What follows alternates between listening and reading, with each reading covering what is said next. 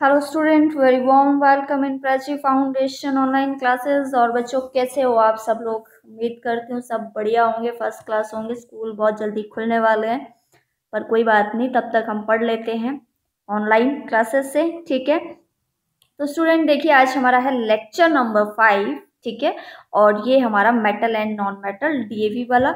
और आज हम जिन जिन टॉपिक को कवर करने वाले हैं वो है केमिकल प्रॉपर्टी। और सबसे इम्पॉर्टेंट, हम केमिकल प्रॉपर्टी में क्या कवर करने वाले हैं, रिएक्शन विद ऑक्सीजन। और इसकी जो एक्टिविटी है, एक्टिविटी नंबर 5 और 6, उसको कवर करने की हम पूरी कोशिश करेंगे इस लेक्चर। ठीक है बच्चों, चलो फिर बढ़ते हैं जल्दी जल्दी आगे।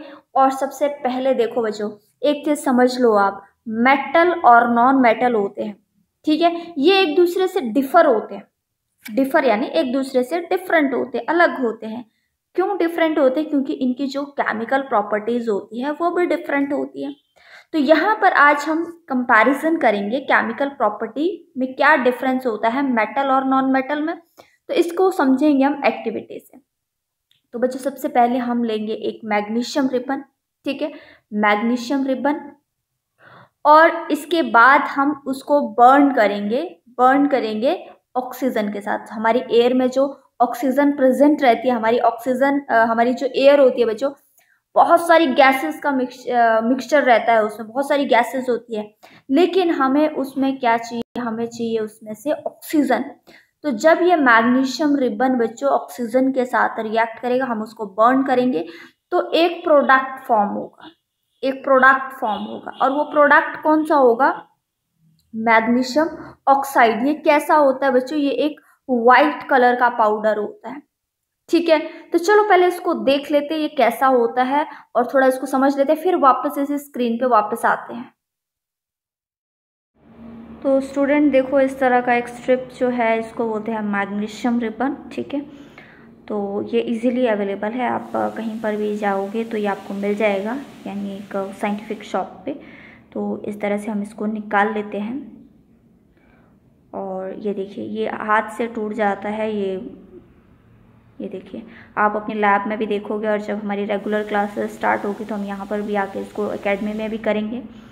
तो यहाँ पर हम इसको बर्न करेंगे। ठीक है, तो ये देखो, अब हम इसको बर्न करने वाले हैं। और ये देखिए, इसकी जो लाइट है वो वाइट कलर की एकदम डार्सलिंग लाइट होती है। आप इसको कैसे कनेक्ट कर सकते हो? जैसे आप फुलझड़ी जलाते हो ना, तो कैसे उसकी रोशनी जो है आंखों को लगती है, वैसे इसकी रोशनी भी ऐसी होती है।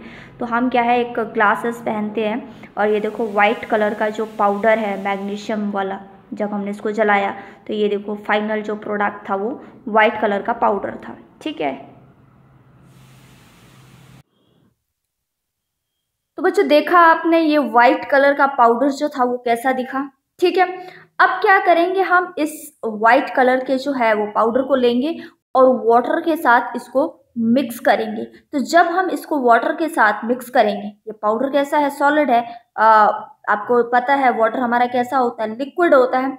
तो हम इसको, हमारा जो फॉर्म या हमारा जो प्रोडक्ट तैयार होगा बच्चों, वो कैसा होगा? वो होगा मैग्नीशियम हाइड्रोक्साइड, जो कि सॉल्यूशन कैसा बनाएगा? Aqueous solution. कैसा बनाएगा? Aqueous solution. ठीक है बच्चों, अब ये एक्टिविटी हमको क्या शो करती है? मेटल ने रिएक्ट किया, किसके साथ में रिएक्ट किया? ऑक्सीजन के साथ रिएक्ट किया, और इसने हमें क्या प्रोडक्ट तैयार करके दिया?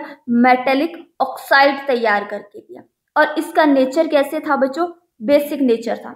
ये आपको ऐसे में क्यों लिख रही हूँ मालूम? ताकि आप भी ऐसे ही नोट्स बना सको। और ऐसे नोट्स बनाने से क्या होता है कि हमें लर्न अच्छे से होता है। मतलब जब हमारे एग्जाम्स होते हैं ना, तो हमारे को पूरी पूरी बुक नहीं पढ़नी पड़ती है। तो इसीलिए नोट्स अपने अच्छे से बनाया करो आप। मतलब मुझे ये तरीका आसान लगा, आप चाहो तो आप दूसरा तरीका भी बना सकते हो। और वेनिला, तुम बहुत अच्छा कर रहे हो, तुम्हारा मैं नोट्स हमेशा चेक कर रही हूँ, तो तुम बहुत अच्छा कर रहे हो, ऐसे ही करते रहो। गुड। तो चलो बच्चों आगे बढ़ते हैं। यहाँ पर पोटेशियम, सोडियम एंड कैल्शियम, ये बहुत ज़्यादा हाईली रिएक्टिव मेटल होते हैं। और इनका जो बच्चों नेचर होता है, ये कैसा होता है? बेसिक होता है। इवन कि अगर ये रूम टेम्परेचर में भी हो तो भी ये रिएक्ट करना स्टार्ट करते हैं और अपने प्रोडक्ट क्या बनाते हैं, अपने जिस भी इसके साथ ये रिएक्ट करेंगे अपना एक ऑक्साइड्स तैयार करते रहेंगे। ठीक है बच्चों, समझ में आया? तो चलो बच्चों आगे चलते हैं। अच्छा, पीछे हमने देखा कि पोटेशियम को के साथ डिनोट किया गया है एंड सोडियम को Na के नाम से, ठीक है, जबकि कैल्शियम को जो है वो Ca के नाम से ही डिनोट किया गया है। यहाँ तक कि अगर आप हाइड्रोजन लो तो वह H के नाम से होता है, हीलियम लो तो वह He के नाम से होता है, लिथियम लो Li के नाम से, यानी कि जो उसका नाम है वो वहीं से ही स्टार्ट होता है। लेकिन यहाँ पर आपके दिमाग में आ रहा होगा तो फिर पोटेशियम P से और सोडियम S से क्यों नहीं हो रहा है? तो चलो पहले इसका आंसर ढूंढते फिर हम आगे बढ़ते हैं। तो बच्चों पोटेशियम जो है वो लिया गया है कैलियम, तो जिस कारण ये अल्फाबेट K से डिनोट होता है।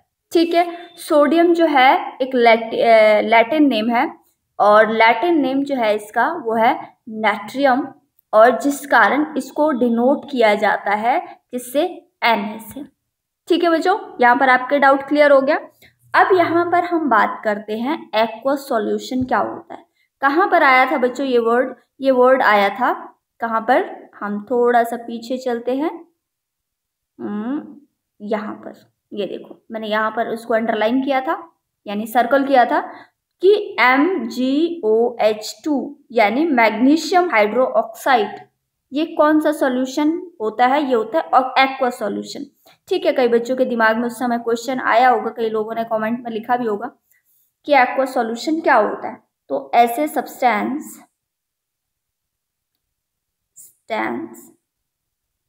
ठीक है जो इजीली बच्चों डिजॉल्व इन वाटर, जो पानी में इजीली डिजॉल्व हो जाते हैं, घुल मिल जाते हैं, वो जो है ऐसे सॉल्यूशन को बोलते हैं एक्वस सॉल्यूशन।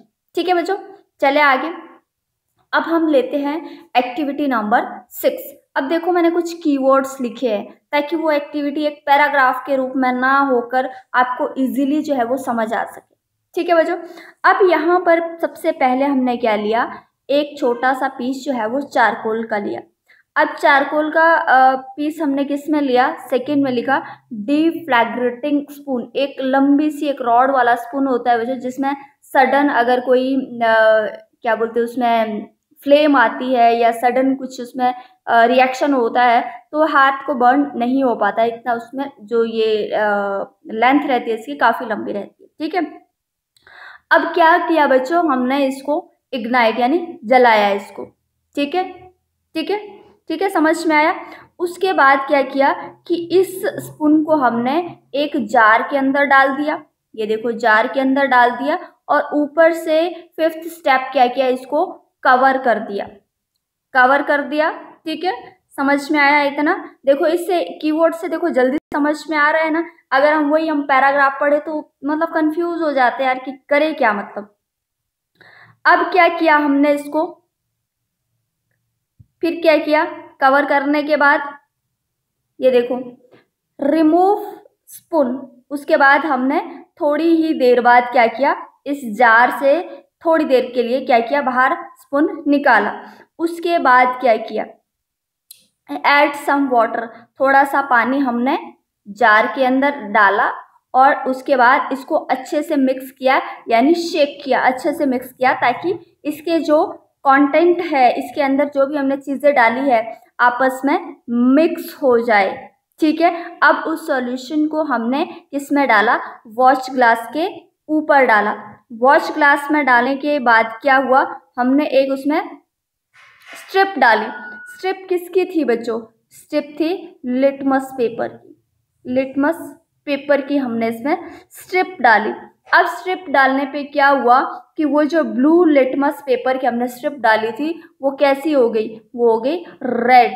कैसी होगी? रेड। तो जब भी ब्लू लिटमस पेपर रेड में कन्वर्ट होता है तो इसका मतलब क्या होता है? उसका मतलब होता है कि वो सॉल्यूशन कैसा बना है? हमारा एसिडिक सॉल्यूशन बना है। कैसा बना है?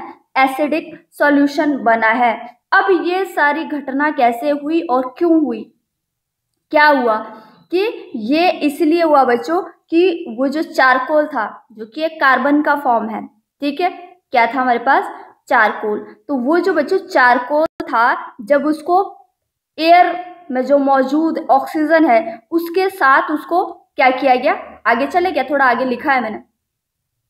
तो जब उसको बर्न किया गया, किससे, ऑक्सीजन के साथ बर्न किया गया, तो उसने क्या तैयार किया बच्चों, कार्बन डाइऑक्साइड तैयार किया, ठीक है। कार्बन डाइऑक्साइड तैयार होने पर उसके बाद क्या हुआ, हमने कार्बन डाइऑक्साइड को मिक्स किया, किसके साथ मिक्स किया, वाटर के साथ। तो उसने क्या बनाया, H2CO3, यानी ये कैसा सॉल्यूशन है बच्चों, ये सॉल्यूशन है एक्वस सॉल्यूशन, या फिर हम इसको बोलेंगे कार्बोनिक एसिड। क्या बोलेंगे, कार्बोनिक एसिड, ठीक है। तो जिसके कारण क्या हुआ बच्चों कि वो जो ब्लू लिटमस पेपर था, वो जो ब्लू लिटमस पेपर था वो टर्न हो गया, किसमें टर्न हो गया, रेड में टर्न हो गया, ठीक है। तो नॉन मेटल्स जो होते हैं बच्चों, जब ये ऑक्सीजन के साथ रिएक्ट करते हैं तो ये प्रोडक्ट बनाते हैं नॉन मेटालिक ऑक्साइड्स, जिनका की नेचर होता है, यहाँ बेसिक नहीं है, नेचर होता है एसिडिक, ठीक है। तो जिनका नेचर होता है एसिडिक, समझ आया।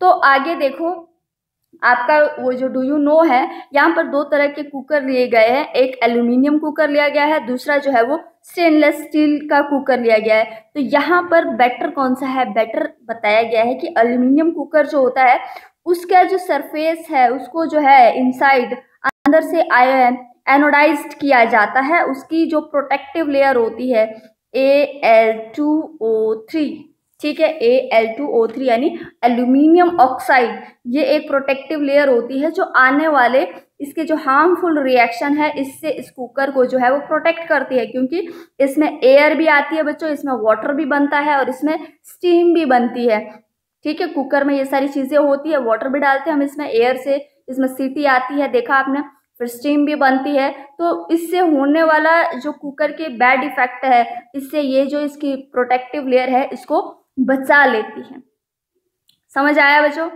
तो यहाँ पर हमारा ये रिएक्शन विद किसके साथ हम पढ़ रहे थे बच्चों, रिएक्शन विद ऑक्सीजन का जो कॉन्सेप्ट है वो मैंने कंप्लीट कर लिया है। आई होप आप लोगों को समझ में आया होगा, अगर कोई डाउट रहा होगा तो ज़रूर पूछिए कि क्या डाउट है। अब हम नेक्स्ट अपना जो हमारा लेक्चर है, लेक्चर यानी नेक्स्ट जो है हमारा वो जाएगा रिएक्शन विद वाटर। तो तब तक आप अपने नोट्स बना लो और रिवाइज कर लो।